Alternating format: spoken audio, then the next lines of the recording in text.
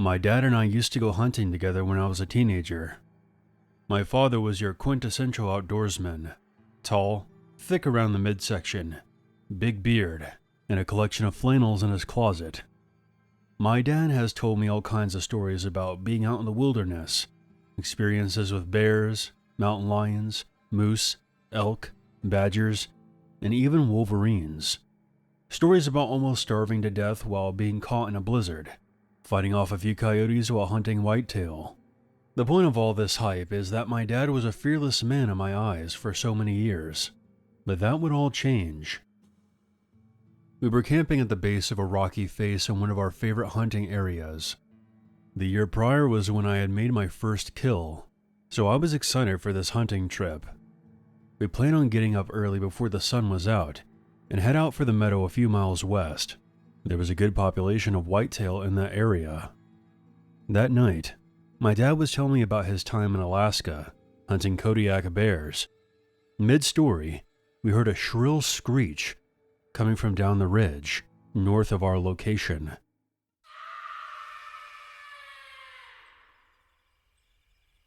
He stopped and said, "That sounded like an elk."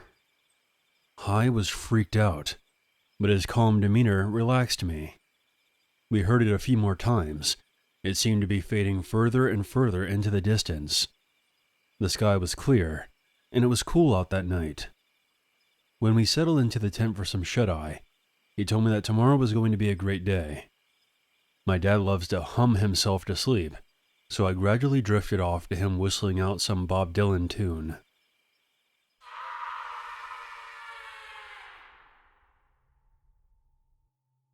I remember waking up to him shaking my shoulders. Dylan, we need to go.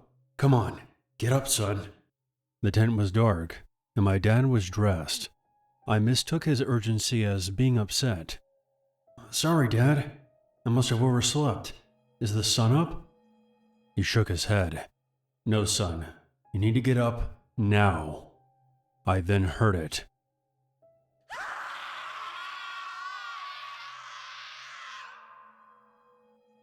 It was like a banshee's wail coming from the rock face above us. 5-second intervals of on and off absolute screaming. Goosebumps started to protrude on my arms, and the hair on the back of my neck was standing up straight. "Dad, what is that? A fox?" He was quickly stuffing articles of clothing and trinkets into his bag. "No, I don't think so. Get up, we gotta go." I started to pack up with haste. My dad's tone demanded no slacking right now. Everything seemed like a blur in the moment. The screaming above us was definitely distracting, adding to the fact that my eyes were still blurry. I had just woken up. I was groggy and becoming more and more afraid about my dad's tone and body language.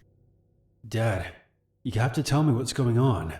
He stopped, throwing his pack to the tent floor, then turned back to me and explained to me in a very hushed tone. "Dylan, I have never heard that sound before in my life. Earlier it was screaming for help. Before that, I started to say odd words with no connection between one another. If it was saying words, then it must be human, I thought. Do you think they need our help?" He looked up in the direction of the rock face. "I'm not even sure if it's a him or her, son. Get your things together and load your rifle." My dad is one of the most stringent gun owners I know. Him asking me to load my rifle in our small tent was not only against his usual gun safety creed, but it heightened my fear level even more. "Do you think we'll even need our guns, Dad? It might just be someone having a bad mushroom trip, you know?" He shot me a look and said, "This isn't a joke. Stop asking so many questions and hurry up. The tent needs to come down." Once we stepped outside, the screams stopped abruptly. I quickly glanced up. There were no lights at the top of the rock face. It was at least 80 feet high, and to the best of my knowledge it was pointed and hard to stand on. We worked fast, taking the tent down. In a matter of minutes we were ready to go, with everything on our backs. We started downhill, the sound trailing us.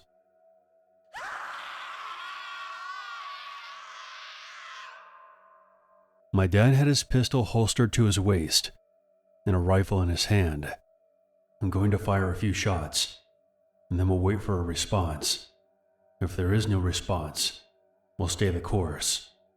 With that, he raised his gun, firing 2 shots spaced apart.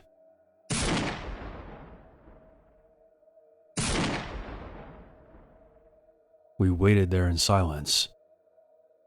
Nothing. He nodded, and we pressed on. About a half hour later, we exited the forest and began making our way across the meadow. About halfway through, the screams returned.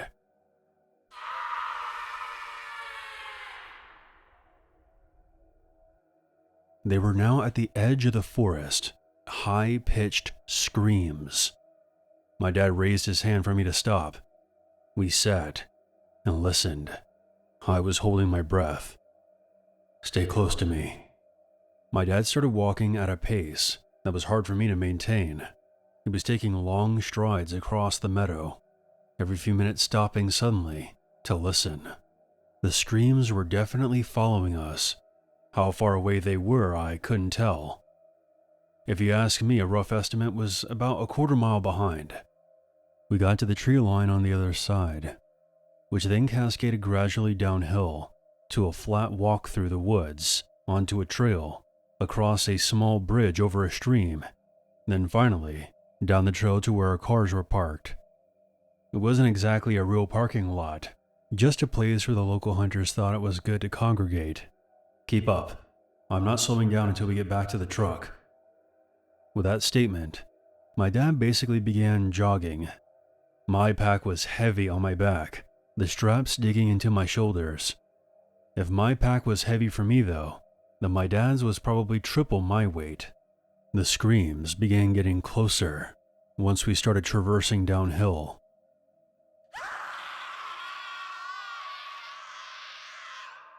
The light from my lantern kept our path illuminated. I was running on pure adrenaline. My goosebumps hadn't gone away yet. Every time I heard that shrill call, I felt a rush of pure terror going from my spine to my toes, like waves of fear. My hands were sweating as I held the lantern. It felt like I was going to be sick. Once we reached the stream, my dad stopped. He was panting hard, not as hard as me though. I was a stocky kid, but not in the best shape at the time. It had been about 5 minutes of no screams. He looked at me. His eyes were as wide as ever. Dylan, we need to get to the truck. I need you to go ahead of me now. I don't feel comfortable having you behind me. I couldn't say I disagreed. I felt a lot safer having my dad watching my back, rather than me trying to keep up with his lightning pace. I started going, trying to go as fast as I could, but he stopped me. No, go at your own pace. We're close. As soon as he was done with this sentence, from the top of the hill, we heard screaming. Shit, Dylan, move. The last mile was like an empty memory. I was walking so fast, eyes locked on the ground, trying to keep from falling or tripping. I swear I could feel my dad's breath on the back of my neck. The screaming sounded even worse than before. It was frantic, like whatever was making the sound was desperate to reach us. The closer we got to the truck, the closer it got. I heard the distant sound of an 18-wheeler on the freeway. I knew that we were close. There was a clearing, and I saw the reflection of our taillights in the lantern. My dad then moved past me, practically sprinting to the passenger side door. He opened it before I even got there. I basically dove in. He came around to his side. Before he even slammed his door shut, the truck was moving, and the headlights weren't even on yet. As we made the U-turn out of there, we both looked to the edge of the forest. We never saw what it was, but over the sound of the truck's engine, we could still hear it.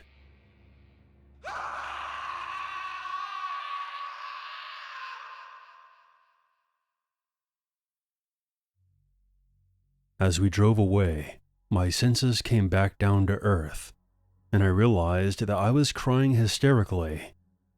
I looked at my dad, who was white-knuckling the steering wheel, gazing forward at the road. We stopped at a gas station a few miles down. He leaned over and embraced me. We stayed like that for a long time. He was holding my head with his hands, telling me that it was going to be okay. Yes, I was about 16 crying in my father's arms, but after what we had just gone through, I felt it was warranted. My dad went inside to pay for gas a little while later. The clock read 2:14 a.m. The whole hike back to the truck had probably taken about an hour and a half tops. We basically ran most of the way back. My father and I have never told my mother or sister about what happened. It kind of stayed between the two of us. I tried to talk to him about it a few times, but he just told me what happened, and just left it at that. My dad developed a mild insomnia in the years following that incident, mentioning that he had nightmares. I've had a few of my own, but they passed in time. It's been about 20 years since that night, and that would be the last time that my father and I went on a hunting trip.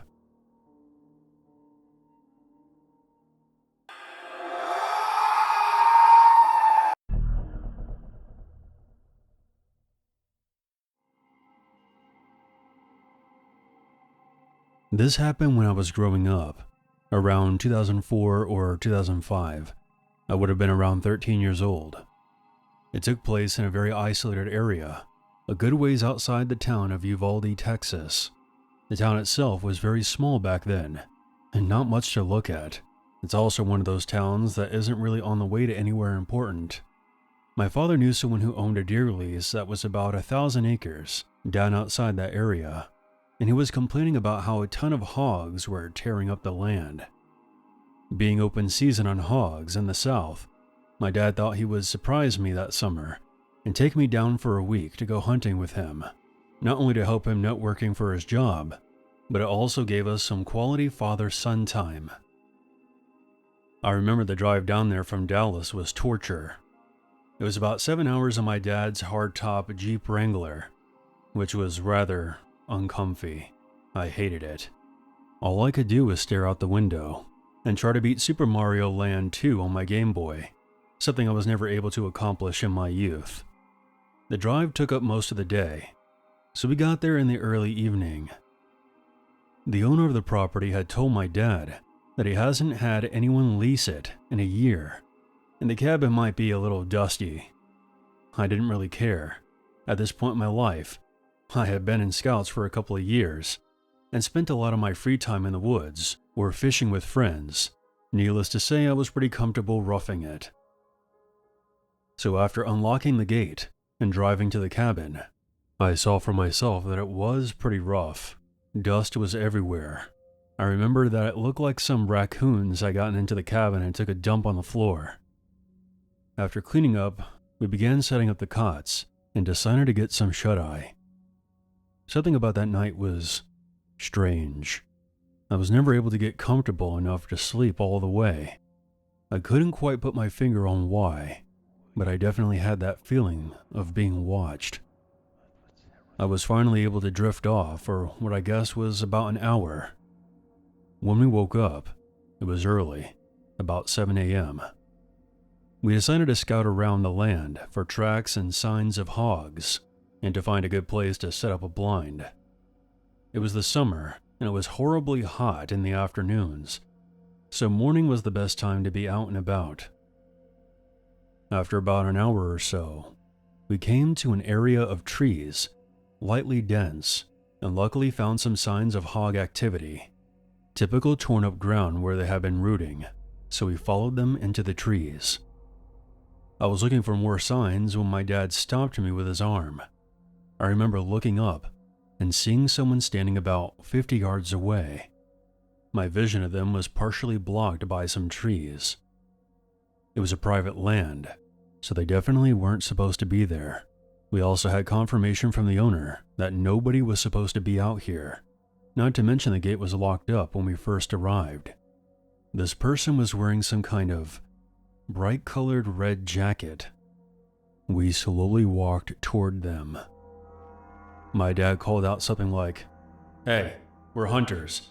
This is private land." But the person didn't move at all. We were about 30 yards away, and I could see that he was turned away from us, with his hands in his pockets. Weird thing was, the guy seemed to be wearing a ski jacket and what looked to be ski pants. Now, this is Texas, in the summer. It was about 90 degrees outside then, so the man's attire was unusual. My dad called out again. No reaction. He told me to stay behind him and unholstered his sidearm. That's all we had at the time, since we were only scouting the area. The rifles were back at the cabin. We approached the person's right side when we were about 20 yards away, and that's when my dad told me to stay put. I stayed and crouched down, watching him circle around to the front, all the while asking the man if he was okay. Once he was facing him, my dad stood straight up with a confused look on his face. I called out, "What's wrong?" "It's some kind of mannequin." I walked over to it while my dad stood there staring, and as I got closer, one thing that stood out the most was the clothes it was wearing looked brand new. No dust, sap, bird droppings, or signs of being outside for more than a day at most. At that moment, I looked at my dad, and I could see that he was worried. Almost immediately after, I had that feeling again, like we were being watched from somewhere nearby. I knew that my dad felt it too. My dad whispered, "We're leaving right now." He grabbed my hand and scanned the area the whole way back. I was terrified, holding back tears, so to me it felt like an eternity, but in reality it was only about 45 minutes max. After returning, we packed up and drove back home that same day. We didn't talk much on the way back.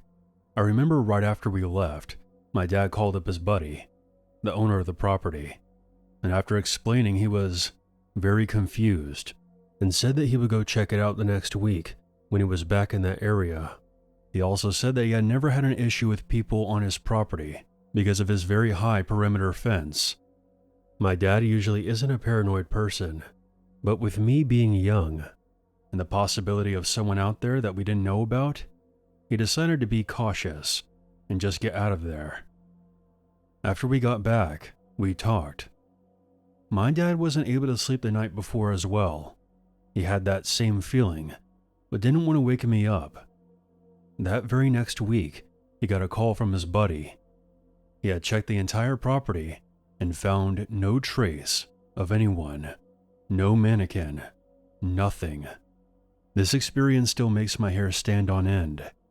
I have no idea what that was, but the paranoid man inside me thinks it may have been some kind of trap.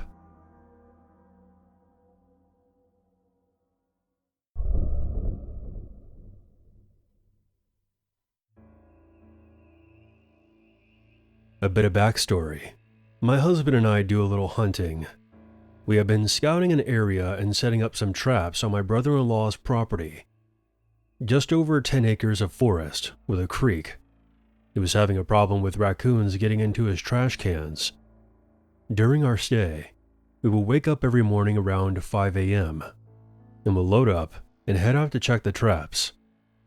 For a little over a week, we would hear sticks and leaves crunching just out of sight. The property is insanely overgrown in certain places, and you'd be lucky to see 5 feet in front of you. We would brush it off and just kept checking the traps. After all, we both had guns, and there's wildlife out here that could easily explain the movements we heard. One day, right before dusk, we were relocating some of the traps. I told my husband quietly that I smelled cigarette smoke. It was getting dark, so we headed out pretty quickly. We were both kind of annoyed and a bit concerned. Whoever was out there had been close enough that we could smell them, but didn't see them. The feeling of being watched is always a bit unsettling, especially in a forest. Several days went by without any issues, until one morning I woke up feeling like shit. It was the dead of winter, and I had caught the flu. But when you're running trap lines, you don't get any sick days. So I bundled up and headed out. When it came time to cross the creek, which is always fun at 5 a.m., you had to balance on a fallen tree while carrying a ton of equipment. I stayed behind while my husband crossed over. I walked along the creek where I could, and back onto the trail, where I could give my husband a heads up if we had caught anything on the traps on this side. But in the trees, I could see something hauling ass toward my husband. I chambered around into my .22. For those of you who aren't too familiar with guns, a .22 is basically for rodents. It would take a damn good shot to kill anything larger than a medium-sized dog. And I thought a stray dog was coming after my husband. But I stopped short of yelling once I got a better look. There was a man, less than 10 feet away from my husband, hiding behind a tree while his dog was growling and snapping at my husband. He hadn't seen me. I knelt down and put the safety back on my rifle so I could safely look at him through my scope. He was older, maybe mid-40s, wearing ragged clothing. I kept one eye on him and one on the dog. It was a large lab mix who was still baring its teeth at my husband, who had his pistol out and was very slowly chambering around in case the dog attacked him.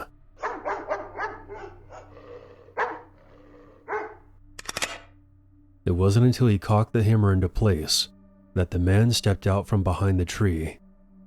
He didn't speak, nor did he call off his dog. He just stood there, staring at my husband. "Can I help you? You're on private property. You need to get your dog before I shoot." "I used to hunt here." "Sir, please get your dog." "There was a deer stand here. Are you on the lease?" "This is my brother's property and you're trespassing. Now please put a leash on the dog." "I used to hunt here. You didn't bring your wife with you today?" I saw my husband scan my side of the creek before answering. "No, I didn't. She has the flu." "You should go home to her then. You know I used to hunt here." He then whistles, and the dog walks back to him. They then walk off into the trees, not back toward the neighboring properties, but toward no man's land, where there were no roads or houses for about 30 miles. Before he completely disappears from view, he yells, "Tell your wife I'll quit smoking." When we eventually gathered all the traps, there were cigarette butts next to every single one.